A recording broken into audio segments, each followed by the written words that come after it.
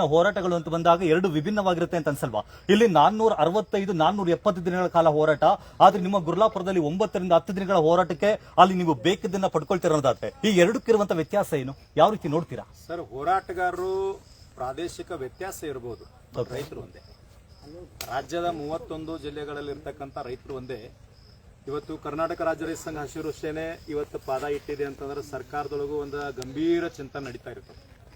ಯಾಕಂದ್ರೆ ನಾವು ಬಹಳ ಎಲ್ಲಿ ಗಂಭೀರ ಇರ್ತದ, ನ್ಯಾಯಪರ ಇರ್ತದ, ಧರ್ಮಪರ ಇರ್ತದ ಅಲ್ಲಿ ಕೈ ಹಾಕ್ತೀವಿ. ಸುಮ್ಮನೆ ಯಾರೋ ಹೋರಾಟಕ್ಕೆ ಕರೆದಾರ ಅಂತ ಹೋಗ್ಲಿಕ್ಕೆ ನಾವೇನು ವ್ಯಾಪಾರಸ್ಥರಲ್ಲ, ಯಾವುದೋ ಒಂದು ನಮಗೆ ಸರ್ಕಾರದಿಂದ ಸಂಬಳ ಇಲ್ಲ.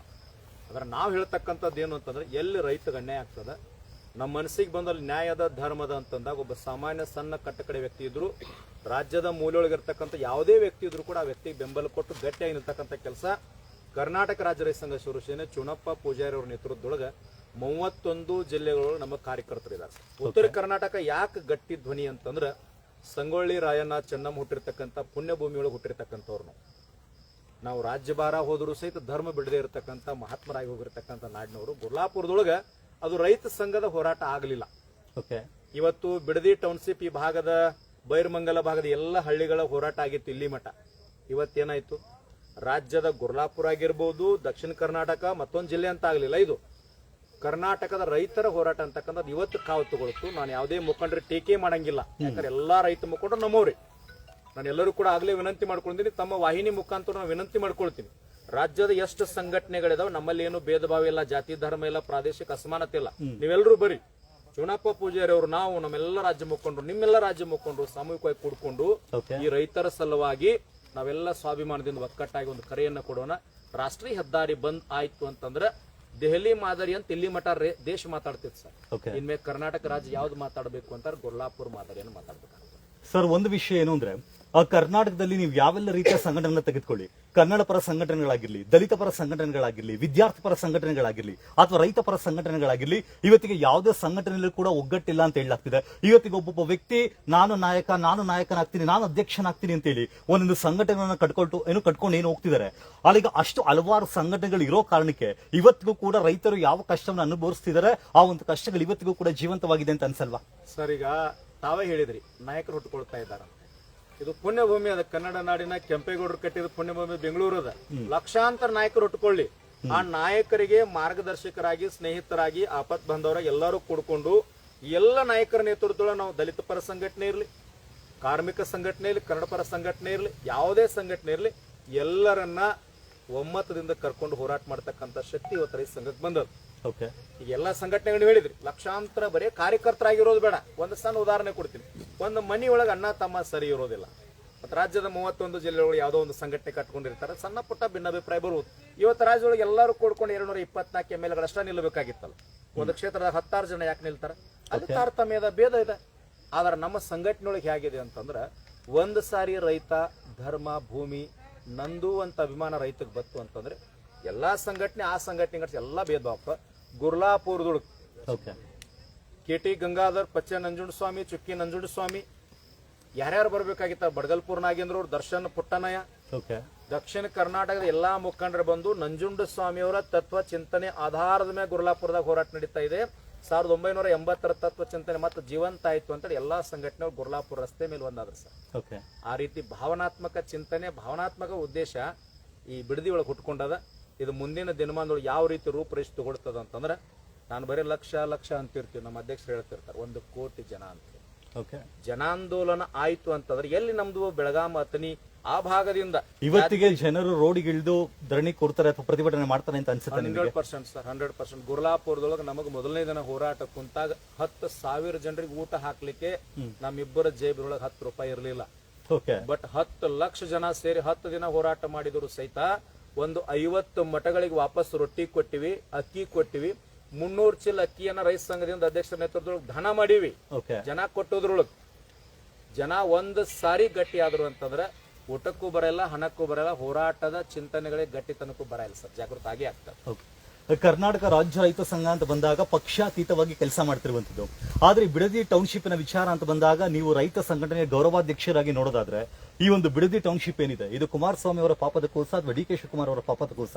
ಸರ್, ಈಗ ನಾನು ಆಗ್ಲೇ ಹೇಳಿದ್ದೀನಿ, ಸನ್ಮಾನ್ಯ ಕುಮಾರಸ್ವಾಮಿ ಅವರು ರಾಜ್ಯದ ಮಾಜಿ ಮುಖ್ಯಮಂತ್ರಿಗಳು, ಇವತ್ತು ಕೇಂದ್ರದ ಬೃಹತ್ ಕೈಗಾರಿಕೆ ಸಚಿವರು, ಬಹಳ ತಿಳುವಳಿಕೆ ಇರತಕ್ಕಂಥವ್ರು, ಅನುಭವ ಇರತಕ್ಕಂಥವ್ರು, ಮುಖ್ಯಮಂತ್ರಿ ಆಗಿರ್ತಕ್ಕಂಥವ್ರು, ಬಹಳ ದೊಡ್ಡ ಸ್ಥಾನದೊಳಗಿದ್ದಾರೆ. ಅವ್ರಿಗೂ ಕೂಡ ನಾನು ವಿನಂತಿ ಮಾಡ್ಕೊಳ್ತೀನಿ, ಸುಮ್ಮನೆ ಬಂದು ಬಿಡದಿಯೊಳಗೆ ನಾನು ಬೆಂಬಲ ಕೊಡ್ತೀನಿ ಅಂತ ಹೇಳಿ ಹೋಗೋದು ಬೇಡ. ನೀವು ಯಾವಾಗ ಒಂದು ಡೇಟ್ ಫಿಕ್ಸ್ ಮಾಡ್ರಿ, ನಿಮ್ಮ ಪಕ್ಷದ ಸಮಸ್ತ ಕಾರ್ಯಕರ್ತರನ್ನು ಕರ್ಕೊಡ್ರಿ. ನಾನು ಪಕ್ಷಾತೀತವಾಗಿ ಮಾತಾಡ್ತೀನಿ. ನಿಮ್ಮೆಲ್ಲ ಕಾರ್ಯಕರ್ತರನ್ನ ಕರ್ಕೊಡ್ರಿ. ರಾಷ್ಟ್ರೀಯ ಹೆದ್ದಾರಿಯನ್ನ ಪಂಜಾಬ್ ಮಾದರಿಯೊಳಗೆ ನೀವು ಬಂದ್ ಮಾಡ್ರಿ. ನಿಮ್ಮ ಜೊತೆ ರಾಜ್ಯದ ರೈತರನ್ನು ಕರ್ಕೊಂಡು ಬಂದು ನಾವು ಇಬ್ಬರು ಕೂಡ ಬಂದು ಅಲ್ಲಿ ಕೂತ್ಕೊಳ್ತೀವಿ. 31 ಜಿಲ್ಲೆಗಳ ರೈತರನ್ನು ಕರ್ಕೊಂಡು ಬರ್ತೀವಿ. ಆ ರಾಷ್ಟ್ರೀಯ ಹೆದ್ದಾರಿಗೆ ಬಂದಾಗ ನೀವು JDS ಪಕ್ಷದವರು, ಕೇಂದ್ರ ಸಚಿವರು ಅಂತಕ್ಕಂಥದ್ದನ್ನ ಅದೆಲ್ಲವನ್ನ ನಿಮ್ಮ ಮನೆಯೊಳಗೆ ಬಿಟ್ಟು ಒಬ್ಬ ಸಾಮಾನ್ಯ ರೈತರ ಮಗನಾಗಿ ಬರೋದಾದ್ರೆ ಹೋರಾಟಕ್ಕೆ ಬನ್ನಿ, ನಿಮ್ ಜೊತೆ ನಾವು ಬರ್ತೀವಿ. ಇವತ್ತಿಗೆ ರೈತ ಹೋರಾಟ ಅಂದ್ರೆ ಕೇವಲ NH ಅಥವಾ ಸ್ಟೇಟ್ ಹೈವೇಗಳನ್ನ ಬ್ಲಾಕ್ ಮಾಡಿ ಕೂರೋದೇ ಆಗಿದೆಯಲ್ಲ, ಅದೊಂದೇನಾ? ಬೇರೆ ಯಾವ್ದು ಪ್ರತಿಭಟನೆ ಮಾಡ್ಲಿಕ್ಕೆ ಬೇರೆ ಯಾವ್ದು ದಾರಿನೇ ಇಲ್ವಾ? ಸರ್, ಈಗ ಆಫೀಸ್ಗಳಿಗೆ ತಾವು ಹೋಗ್ತೀರಿ, ಹಸಿರು ಟವಲ್ ಹೋಗ್ತೀರಿ, ಒಬ್ಬ ತಲಾಟಿಗೆ ಮತ್ ಕೊಡೋದಿಲ್ಲ, IAS ಅಧಿಕಾರಿಗೆ ಮತ್ ಕೊಡ್ತಾನೆ. ನಾನೊಬ್ಬ ರೈತ ಸಂಘದ ಕಾರ್ಯಕರ್ತ ಅದೀನಿ, ನಾಯಕ ಅದೀನಿ, ನನಗೆ ಭೇಟಿ ಮಾಡಿಸ್ರಿ ಅಂದ್ರೆ ಸನ್ಮಾನ್ಯ ಮುಖ್ಯಮಂತ್ರಿಗಳು 5 ವರ್ಷ ಭೇಟಿ ಆಗೋದಿಲ್ಲ ಸರ್. ನಿಮ್ಗೆ ಗೊತ್ತಿರ್ತಕ್ಕಂಥ ವಿಚಾರ ಇದು. ಅದೇ ನೀವೊಂದು ಹೋರಾಟ ಮಾಡಿ, ರಸ್ತೆ ಬಂದ್ ಮಾಡಿ, ಕಾನೂನಿಗೆ ತೊಂದರೆ ಆಗ್ತಕ್ಕಂಥ ಗಟ್ಟಿತನ ರೈತರು ತೋರಿಸಿದ್ರು ಅಂತಂದ್ರೆ ಸನ್ಮಾನ್ಯ ಮುಖ್ಯಮಂತ್ರಿಗಳು ಫೋನ್ ಕರೆ ಬರ್ತದ ಪೊಲೀಸ್ ಅಧಿಕಾರಿ ವರ್ಗಕ್ಕೆ, ಅವ್ರನ್ನ ಕರ್ಕೊಂಡು ಬರೀ 1 ತಾಸು ಮುಕ್ತ ಚರ್ಚೆ. ನಾವು ಹೋರಾಟ ಮಾಡೋಕ್ಕಿಂತ ಮುಂಚೆ 10 ಜನ ಮುಖಂಡರ ಕರೆದು ಬಂದು ಬಿಡದಿದ್ದು ಏನಾಗ್ತಾ ಇದೆ, ತೊಂದರೆ ಇದೆ, ಚರ್ಚೆ ಮಾಡೋಣ ಬರ್ರಿ ಅಂತಂದ್ರೆ ನಾವ್ಯಾಕೆ ಹೋರಾಟ ಮಾಡೋದು ಸರ್? ಇವತ್ತು ನಾವು ಇಲ್ಲಿ ಬರ್ತಾ ಇದ್ದೀವಿ, ಬರೋದಕ್ಕಿಂತ ಮುಂಚೆ ಎಲ್ಲಾ ರೈತ ಮುಖಂಡರು ಕರ್ಕೊಂಡು ಒಂದು 40 ನಿಮಿಷನೋ 1 ಗಂಟೆನೋ 2 ಗಂಟೆನೋ ಈ ಬಿಡದಿ ಟೌನ್ಶಿಪ್ ಬಗ್ಗೆ ಸುದೀರ್ಘವಾಗಿ ಚರ್ಚೆ ಮಾಡಿದ್ರೆ 474 ದಿನಗಳ ಕಾಲ ಹೋರಾಟ ಮಾಡ್ತಾ ಇದ್ದಾರೆ. ಈ ರಾಜ್ಯದ ರಾಜಕಾರಣಿಗಳಿಗೆ ನಾಚಿಕೆ ಆಗ್ಬೇಕು ಸರ್. ಸರ್, ಕಳೆದ 460 ದಿನಗಳಿಗೂ ಅಧಿಕ ದಿನಗಳಿಂದ ಹೋರಾಟ ಮಾಡ್ತಿದ್ದಾರೆ. ಈ ಬಿಡದಿಯ ರೈತರಿಗೆ ನೀವೇನು ಸಲಹೆಯನ್ನ ಕೊಡ್ತೀರಾ? ಏನ್ ಕಿವಿ ಮಾತು ಹೇಳಲಿಕ್ಕೆ ಬಯಸ್ತೀರಾ? ಏನಿಲ್ಲ ಸರ್, ನೀವು ಚುನಾವಣೆ ಬಂದಾಗ ಯಾವುದೋ ಪಕ್ಷ ರಾಜಕಾರಣ ಮತ ಹಾಕೊಳ್ರಿ. ಆದ್ರೆ ಬಿಡದಿ ಟೌನ್ಶಿಪ್ ಗಾಗಿ ಎಷ್ಟು ಭೂಮಿಯನ್ನು ಕಳ್ಕೊಳ್ತಾ ಇದ್ರಲ್ಲ, ಪ್ರತಿ ಮನೆಗೆ 1, 2, 4 ಜನ, 5 ಜನ, 10 ಜನ, ಧರ್ಮಾತೀತ, ಪಕ್ಷಾತೀತ, ಜಾತ್ಯತೀತವಾಗಿ ನೀವೆಲ್ಲರೂ ಒಂದಾಗಿ ಗಟ್ಟಿಯಾಗಿ ಮೊದಲು ನೀವು ಕೂತ್ಕೊಳ್ರಿ. ನಿಮ್ಮ ಭೂಮಿ ಹೋಗ್ತಾ ಇದೆ, ನಿಮ್ಮ ಅಡಿಗೆ ಮನೆಯನ್ನ ಹಾಳು ಮಾಡ್ತಾ ಇದ್ದಾರೆ. ನೀವೆಲ್ಲ ಒಕ್ಕಟ್ಟಾಗ್ರಿ. ನಿಮ್ಮ ಅಡಿಗೆ ಮನಿ ಇದ್ರೆ ನಿಮಗೆ ಊಟಕ್ಕಾಗ್ತದ, ನಿಮ್ಮ ಭೂಮಿ ಇದ್ರೆ ನಿಮಗೆ ಅನ್ನದ. ನಿಮ್ಮ ಭೂಮಿ ಹೋಯ್ತು ಅಂದ್ರೆ ಅನ್ನಿಲ್ಲ. ಬೇರೆ ಕಡೆ ನೀವು ಭೂಮಿ ತಗೊಳ್ಳಿಕ್ ಹೋಗ್ರಿ, ನಿಮ್ಗೆ ಯಾಕೆ ಕೊಡ್ತಾರ ಭೂಮಿ?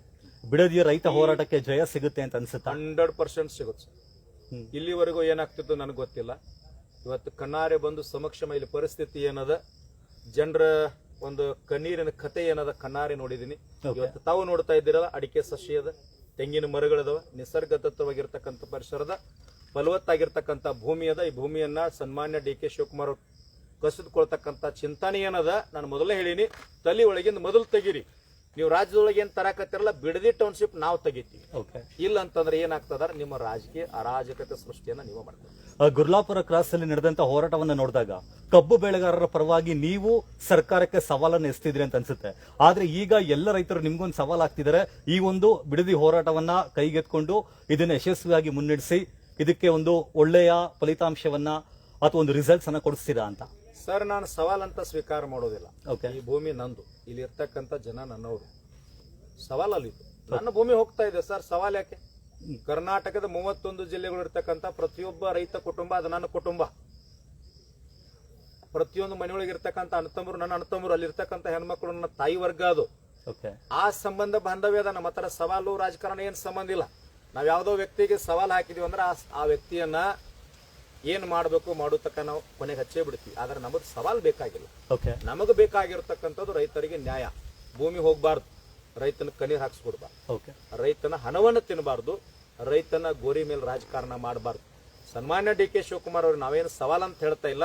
ಒಂದು ಸಾರಿ ನೀವು ಸಚಿವ ಸಂಪುಟದ 13 ಜನ ಏನಾಗಿರಲ್ಲ, ಇವತ್ತು ನಾಳೆ ನಾಡಿದ್ದು ಏನ್ ಮಾಡ್ರಿ, 2 ಗಂಟೆ ಸಮಯವನ್ನ ಬಿಡುವು ಮಾಡ್ಕೊಂಡು ಈ ಭಾಗದ ಎಲ್ಲ ರೈತ ಮುಖಂಡ ನಾನು ವಿನಂತಿ ಮಾಡ್ಕೊಳ್ತೀನಿ, ಈ ಭಾಗದವರಿಗೆ ಕರ್ಕೊಂಡು ಬಂದು ಈ ಜಲಜೀವನ್ ಮಿಷನ್ ಅಂತ ಏನು ಟ್ಯಾಂಕ್ ಕಟ್ಟಿದಾರಲ್ಲ, ನೀರಿನ ಟ್ಯಾಂಕ್, ಸ್ವಲ್ಪ ಸಮಾಧಾನದಿಂದ ಅವ್ರ ಮ್ಯಾಕ್ ಕರ್ಕೊಂಡು ಹೋಗ್ರಿ. ಅಲ್ಲ, ವಿಪರ್ಯಾಸ ಏನು ಅಂದ್ರೆ ಮುಖ್ಯಮಂತ್ರಿಗಳ ಅವರ ತವರು ಜಿಲ್ಲೆ ಇದೇ ಜಿಲ್ಲೆ, ಇಲ್ಲೇ ಹತ್ರದಲ್ಲೇ ಇರುವಂತದ್ದು ಅವರ ಹುಟ್ಟೂರು ಕೂಡ. ಜೊತೆಯಲ್ಲಿ ಅವರು ತಮ್ಮ DK ಸುರೇಶ್ ಇವತ್ತಿಗೆ ಬೊಮ್ಮಲ್ನ ಅಧ್ಯಕ್ಷರಾಗಿರುವಂತದ್ದು. ಈ ಒಂದು ಬಿಡದಿ, ಅದರಲ್ಲೂ ಈ 2 ಗ್ರಾಮ ಪಂಚಾಯತಿ ಏನಿದೆ, ಇಲ್ಲಿ ಏನಿಲ್ಲ ಅಂದ್ರೆ ಒಂದು ತಿಂಗಳಿಗೆ 6.5 ಲಕ್ಷಕ್ಕೂ ಅಧಿಕ ಲೀಟರ್ ಹಾಲನ್ನು ಕರೆದು ಹಾಕುವಂಥದ್ದು. ಇಷ್ಟೆಲ್ಲ ಗೊತ್ತಿದ್ರು ಕೂಡ ಅವ್ರು ಮಾಡ್ತಿಲ್ಲ ಅಂತ ಅನ್ಸುತ್ತೆ. ಏನು ಎರಡನೇ ವಿಚಾರ, ಇತ್ತೀಚೆಗೆ ಕೆಲವು ಮಾಧ್ಯಮಗಳನ್ನ ನೋಡ್ತಾ ಇದ್ದೆ, ನಿನ್ನೆ ಕೂಡ ಒಂದು ಪ್ರತಿಭಟನೆಯಲ್ಲಿ ಭಾಗಿಯಾಗಿದ್ರಿ ಅಂತ ಕೇಳ್ಪಟ್ಟೆ. ಈ ರೈತರಿಗೆ ಏನು ವಿದ್ಯುತ್ ಅನ್ನ ಪೂರೈಕೆ ಮಾಡುವಂತ ವಿಷಯ ಕುರಿತಾಗಿ ಅದನ್ನ ಖಾಸಗೀಕರಣಗೊಳಿಸಬೇಕು ಅಂತ ಪ್ರಯತ್ನ ಪಡಲಾಗ್ತಿದೆ, ಅದ್ರ ಬಗ್ಗೆ ಹೇಳೋದಾದ್ರೆ? ಸರ್, ಈಗ ಖಾಸಗೀಕರಣ ಮಾಡಲಿ, ನಮ್ದೇನು ಅಭ್ಯಂತರ ಇಲ್ಲ. ಅದ್ರ ಜೊತೆಗೆ ನಮಗೊಂದು ಮಾತು ಕೊಡ್ಲಿ, ವಿಧಾನಸೌಧವನ್ನ ಖಾಸಗೀಕರಣ ಈ ಕ್ಷಣ ಮಾಡಲಿ, ಅದರ ನಂತರದೊಳಗ ಖಾಸಗೀಕರಣ, ವಿದ್ಯುತ್ ಖಾಸಗೀಕರಣ ಮಾಡಲಿ. 224 MLAಗಳು ಸರ್ಕಾರಿ MLAಗಳು ಇವ್ರಿಗೆ ಸದ್ಯ. ಆ 224 MLAಗಳನ್ನ ಈ ಕ್ಷಣ ಖಾಸಗೀಕರಣ ಮಾಡಲಿ. 224 ಯುವಕರನ್ನ ಪ್ರತಿಯೊಂದು ತಾಲೂಕಿನಿಂದ ನಾನು ಕೊಡ್ತೀನಿ ರಾಜ್ಯಕ್ಕೆ. ಸಮರ್ಥರು, ₹1 ಮುಟ್ಟದೆ ಇರತಕ್ಕಂಥವ್ರು ಮನೆಯಿಂದ ರೊಟ್ಟಿ ಬುತ್ತಿ ಕಟ್ಕೊಂಡ್ ಬಂದು ರಾಜ್ಯದ ಸೇವೆ ಮಾಡ್ತಕ್ಕಂಥ MLAಗಳನ್ನ ನಾವು ಕೊಡ್ತೀವಿ. ನೀವು ಖಾಸಗೀಕರಣ ಮಾಡ್ಕೊರಿ. 3 ಲಕ್ಷ ಪಗಾರ ಏನದಲ್ಲ ಅದನ್ನ ನಿಮ್ಮ ಮನೆಗೆ ತಂದು ಕೊಡ್ತಕ್ಕಂಥ ವ್ಯವಸ್ಥೆ ನಾವು ರೈತ ಸಂಘದಿಂದ ಮಾಡ್ತೀವಿ. ಆದ್ರೆ ಒಂದ್ ಹೇಳ್ತೀನಿ, ಇವತ್ತು ರೈತರ ಭೂಮಿ ತಗೊಳ್ತಾ ಇದ್ದೀರಲ್ಲ, ಇವತ್ತು DK ಶಿವಕುಮಾರ್ ಅವ್ರ ಮನಿ ಅದ ಬೆಂಗಳೂರಿನೊಳಗೆ. ಆ ಮನಿ ನಮ್ಮ ರೈತ ಸಂಘಕ್ಕೆ ಬೇಕಾಗಿದೆ. ಅದು ಬೆಂಗಳೂರಿನೊಳಗೆ ಎಷ್ಟು ಮಾರಾಟ ಆಗ್ತದ ಬೆಲೆ, ಅದಕ್ಕಿಂತ 10% ಹೆಚ್ಚನ್ನು ನಾವು ರೈತ ಸಂಘದಿಂದ ಪಟ್ಟಿ ಮಾಡಿ 31 ಜಿಲ್ಲೆಗಳ ರೈತ ಸಂಘದಿಂದ ಪಟ್ಟಿ ಮಾಡಿ ಹಣವನ್ನು ಕೊಡ್ತೀವಿ. ಆ ಮನೆ ನಾನು ಕೊಡ್ಲಿಕ್ಕೆ ಸಾಧ್ಯದ ಸರ್? ದುರಾಲೋಚನೆ ಬೇಡ. 2 ವರ್ಷ ಅಧಿಕಾರದ ಅಧ್ಯಾತ್ಮ ಜೀವಿಗಳಿದ್ದೀರಿ, ತಿಳಿದವರಿದ್ದೀರಿ, ಅನುಭವಿಗಳಿದ್ದೀರಿ. ಬಹಳ ತಾಳ್ಮೆಯಿಂದ ಸಮಾಧಾನದಿಂದ 3 ವರ್ಷ ಕಾಯ್ದು ಮುಖ್ಯಮಂತ್ರಿ ಆಗಿರಿ. 30 ದಿನದೊಳಗೆ ಮನೆಗೆ ಹೋಗ್ತಕ್ಕಂಥ ಕೆಲಸವನ್ನ ನೀವು ತಂದುಕೋಬೇಡ್ರಿ. ನಾವ್ ಯಾವುದೇ ವಿರೋಧ ಇಲ್ಲ. ಇವತ್ತು ನಿಮ್ಮ ಮನೆಯನ್ನ ಒಂದು ಕ್ಷಣದೊಳಗೆ ನನಗೆ ಮಾರಾಟ ಮಾಡ್ರಿ ಅಂದ ತಕ್ಷಣ ನಿಮ್ಗೆ ನೋವು ಆಗ್ಬಹುದು. ಆದ್ರೆ 50, 100, 1000 ವರ್ಷಗಳಿಂದ ಪಿತ್ರಾರ್ಜಿತವಾಗಿರ್ತಕ್ಕಂಥ ಆಸ್ತಿಯನ್ನ ಯಾರೋ ಬಂದು ಟೌನ್ಶಿಪ್ ಸಲುವಾಗಿ ಕಸ್ಕೊಳ್ತಾರಂತಂದ್ರೆ ತಂದೆ ತಾಯಿ, ಅಣ್ಣತಮ್ಮರು, ಬಂಧು ಮಕ್ಕಳು, ಸರ್ ನಮ್ಮ ವಯಸ್ಸಾಗಿರ್ತಕ್ಕಂಥ ಅಜ್ಜ ಅಜ್ಜಿಯರನ್ನ ಅವರು ನಾಳೆ ತೀರ್ಕೊಂಡಾಗ ನಮ್ಮ ಭೂಮಿಯೊಳಗೆ ಮಣ್ಣು ಮಾಡತಕ್ಕಂಥ ಒಂದು ಹಳೆಯ ಪದ್ಧತಿ. ನಮ್ಮ ಬಾಂಧವ್ಯ, ಅದು ನಮ್ಮ ಸಂಬಂಧ.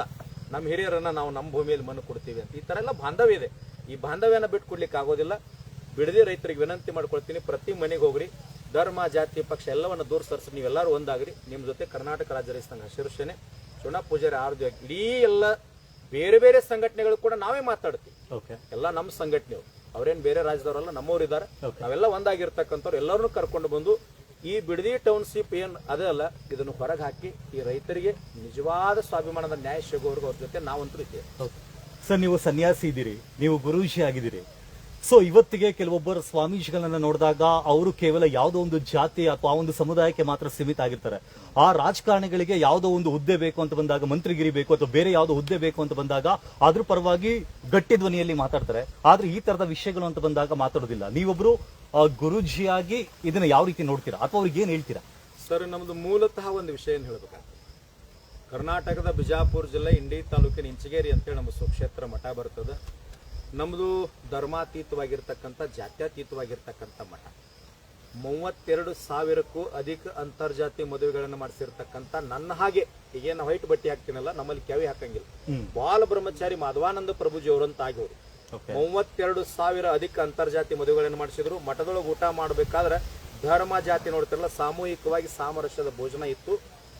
ಸ್ವತಂತ್ರ ಹೋರಾಟದಲ್ಲಿ ವೈರ್ಗಳನ್ನ ಕಟ್ ಮಾಡಿರ್ಬೋದು, ರೈಲ್ವೆ ಬಂದ್ ಮಾಡಿರ್ಬೋದು, ಎಲ್ಲವನ್ನ ಸರ್ಕಾರಕ್ಕೆ ಏನು ಸವಲತ್ತು, ಏನು ಸ್ವತಂತ್ರ ಆಗ್ಲಿಕ್ಕೆ ಏನು ಹೋರಾಟಗಾರಿ ಸವಲತ್ತು ಬೇಕಾಗಿತ್ತಲ್ಲ, ಅದೆಲ್ಲವನ್ನ ಇಂಚಗೇರಿ ಮಠ ಕೊಟ್ಟಿರ್ತಕ್ಕಂಥದ್ದು. ಈ ನಾಡಿನ ಕೆಲವು ಮಠಾಧೀಶರು ತಾವು ತಗೊಂಡ್ರಿ, ಸನ್ಯಾಸಿ ಆದವನಿಗೆ ಜಾತಿ ಇರಬಾರ್ದು, ಜಾತಿ ಇದ್ದವನು ಸನ್ಯಾಸಿ ಅಲ್ಲ. ಇವತ್ತು ಆ ಸನ್ಯಾಸಿಗಳು ಬರೀ ಜಾತಿಗಳಿಗೆ ಮಾತ್ರ ಸೀಮಿತ ಆಗಿದ್ದಾರೆ ಅಂತ ಅನ್ಸಲ್ವಾ? ಅದು ಅವರವರ ಕರ್ಮ ಸರ್. ಹಿಂದಿನ ಜನ್ಮದಲ್ಲಿ ಮಾಡ್ಕೊಂಡು ಬಂದಿರತಕ್ಕಂತ ಪುಣ್ಯದ ಫಲದ ಮೇಲೆ ಅಧ್ಯಾತ್ಮ ಇರುತ್ತೆ.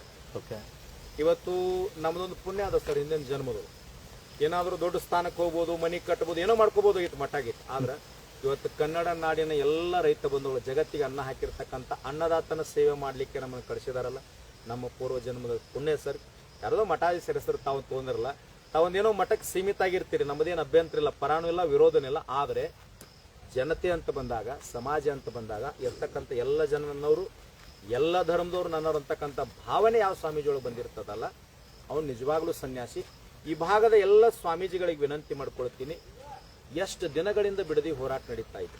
ಇವೆಲ್ಲ ಮಠಾಧೀಶರ, ನಿಮ್ಮ ಮಠಕ್ಕೆ ಅನ್ನ ಕೊಟ್ಟವ್ರು ಯಾರು, ಕಾಳು ಕೊಟ್ಟವ್ರು ಯಾರು, ಪಟ್ಟಿ ಕೊಟ್ಟವ್ರು ಯಾರು, ನಿಮ್ಮ ಮಠದಲ್ಲಿ ಜಾತ್ರೆ ಆದ್ರೆ ಎಲಿ ತೆಗಿಯೋರು ಯಾರು, ನಿಮ್ಮ ಮಠಕ್ಕೆ ಮಾಲಿ ತಂದು ನಿಮ್ಗೆ ಸನ್ಮಾನ ಮಾಡಿ ಶಾಲ್ ಹಾಕೋರು ಯಾರು? ರೈತ ಬಂಧುಗಳು.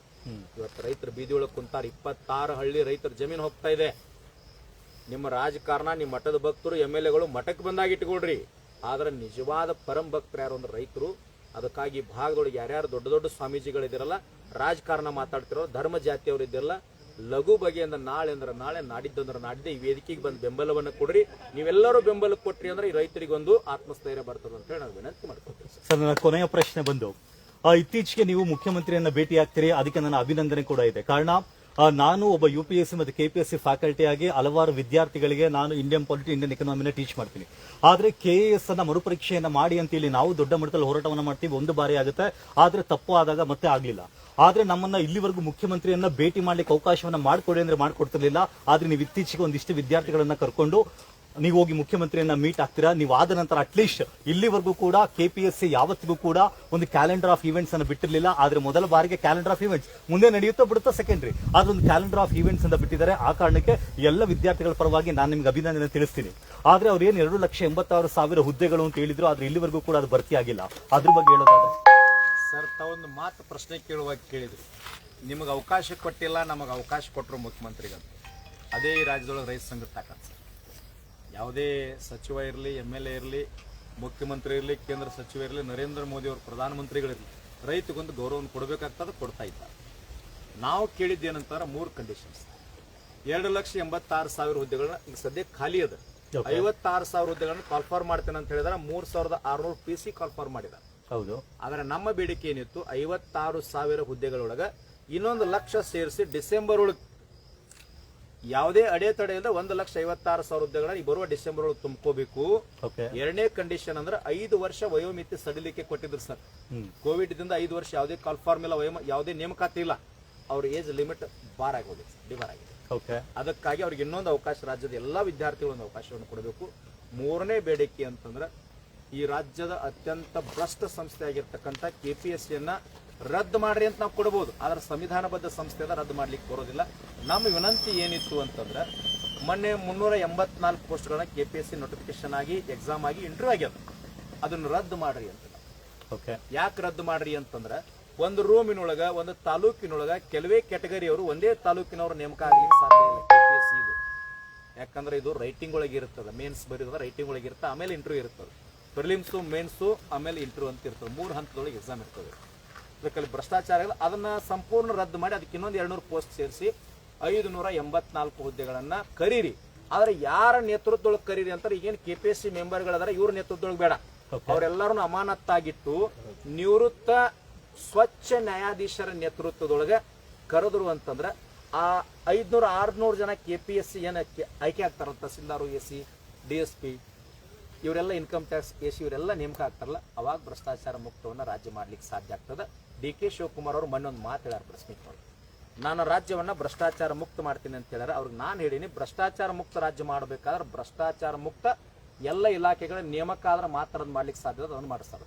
ಓಕೆ ಸರ್, ನಾನು ಕೊನೆಯದಾಗಿ ಇಬ್ಬರು ಜೋಡಿತವಾಗಿ ನಿಂತಿದ್ದೀರಾ ಅಂತ ಅನ್ಸುತ್ತೆ. ಈ ಬಿಡದಿಯ ಹೋರಾಟದ ಕುರಿತಾಗಿ ಸರ್ಕಾರಕ್ಕೆ ಮನವಿ ಮಾಡ್ತೀರಾ, ಎಚ್ಚರಿಕೆಯನ್ನು ಕೊಡ್ತೀರಾ? ನಿಮಗೆ ಬಿಟ್ಟಿರುವಂತದ್ದು ಕೊನೆಯದಾಗಿ ಹೇಳೋದಾದ್ರೆ ಸಂಪೂರ್ಣವಾಗಿ ಎಚ್ಚರಿಕೆ ಸರ್. ಇದು ಬರಡು ಭೂಮಿ ಇತ್ತಂದ್ರೆ ನಾವು ಬರ್ತಾ ಇದ್ದೀವಿ. ಇದು ಫಲವತ್ತಾಗಿರ್ತಕ್ಕಂಥ ರೈತ ಉತ್ತಿ ಬಿತ್ತಿ ಬೆಳೆದು ಅನ್ನವನ್ನುಂಡು ತನ್ನ ಮಕ್ಕಳಿಗೆ ಶಿಕ್ಷಣ ಕೊಟ್ಟು ಮದುವೆ ಮಾಡಿ ಮನಿ ಕಟ್ಕೊಂಡು ಜೀವನ ಮಾಡ್ತಕ್ಕಂಥ ಪುಣ್ಯದ ಭೂಮಿ ಇದು.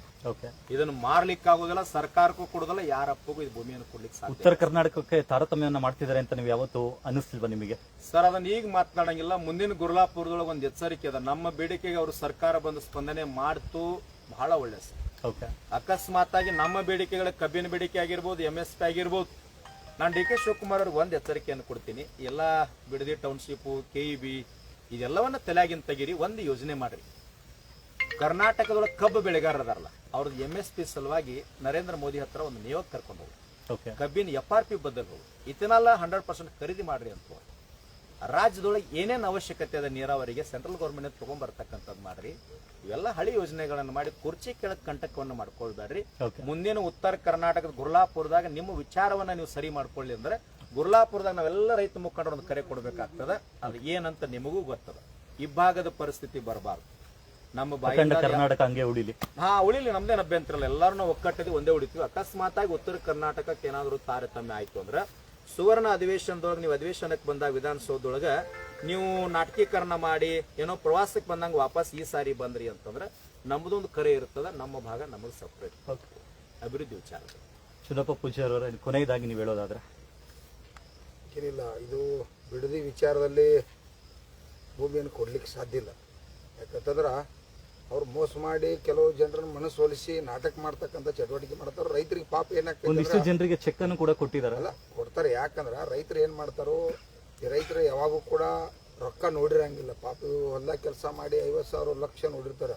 ಇವ್ರು ಕೋಟಿ ಅನ್ನುವಂಥ ಆಶೆ ಮಾಡಿದಕ್ಕೆ ಕೆಲವು ಜನ ಪಾಪ ನಮ್ಮ ರೈತರ ಅವ್ರ ದುರಾಶೆಗಾಗಿ ಗಂಟು ಬೀಳ್ತಾರೆ. ಅದು ಕೆಲವೊಂದು 10% 20% ಆಗ್ಬೋದು. ಆದರೆ 80% 90% ಜನ ಈಗಾಗಲೇ ಭೂಮಿ ಒಳಗೆ ಭೂಮಿಯನ್ನು ಫಲವತ್ತತೆಯಾಗಿ 20 ವರ್ಷ 30 ವರ್ಷದಿಂದ ಅದ್ರೊಳಗೆ ಬೆಳೆ ಬೆಳೆದು ತೆಂಗು ಮಾವು ಹಲವಾರನ್ನು ಬೆಳೆದಾರೋ. ಇವ್ರು ಗೋರಿ ಮ್ಯಾಲ ರಾಜಕಾರಣ ಮಾಡ್ರೆ ಇವ್ರು ಸರ್ಕಾರನ ಉಳಿಯಂಗಿಲ್ಲ. ಮುಖ್ಯಮಂತ್ರಿ ತೆಪ್ಪಿ ಏನಾದರೂ ಬಿಡದಿ ವಿಚಾರದಾಗ ಹೆಚ್ಚಿನ ಕ್ರಮ ತಗೊಂಡ್ರಂದ್ರೆ ಮುಖ್ಯಮಂತ್ರಿ ಸ್ಥಾನ ಹೋಗೋದು ಶತಸಿದ್ಧ. ಆದರೆ ಬಿಡದಿ ಭೂಮಿ ಉಳಿದು ಶತಸಿದ್ಧ. ಅದು ಯಾವ ಕಾರಣಕ್ಕೂ ಸಾಧ್ಯ ಇಲ್ಲ. ನಾವೆಲ್ಲ ರೈತಪರ ಸಂಘಟನೆಗಳು, ನಾಡಿನ ಎಲ್ಲ ಪರಮ ಪೂಜ್ಯರು, ಯಾರ್ಯಾರು ಪಕ್ಷಾತೀತವಾಗಿ ಭಾಗವಹಿಸ್ತಾರೋ, ರೈತರ ಅಂತೇಳಿ ಭಾಗವಹಿಸ್ತಾರೋ ಅವ್ರಿಗೆಲ್ಲರಿಗೂ ಮುಕ್ತ ಅವಕಾಶ ಕೊಟ್ಟ ಎಲ್ಲ ಯುದ್ಧಕ್ಕೂ ರೆಡಿ ಆಗ್ತು. ಗುಂಡು ಹಾಕ್ಸ್ಕೊಳಕ್ಕಾಗ್ತೀವಿ. ಯಾಕಂದ್ರೆ ಗುಂಡು ಹಾಕಾಕು ನಿಂತ್ಬೇಕಾದ್ರೆ ಪ್ರಸಂಗ ಬಂದ್ರೆ ಅದನ್ನು ಹಾಕಿ ಆಗೋದ ಭೂಮಿ ಉಳಿಸ್ಬೇಕು. ನಿಮ್ಮ ಮುಂದಿನ ಎಲ್ಲ ಹೋರಾಟಗಳು ಕೂಡ ಯಶಸ್ವಿ ಆಗಲಿ ಅಂತ ಆಶಿಸುತ್ತಾ ಧನ್ಯವಾದಗಳು ಸರ್.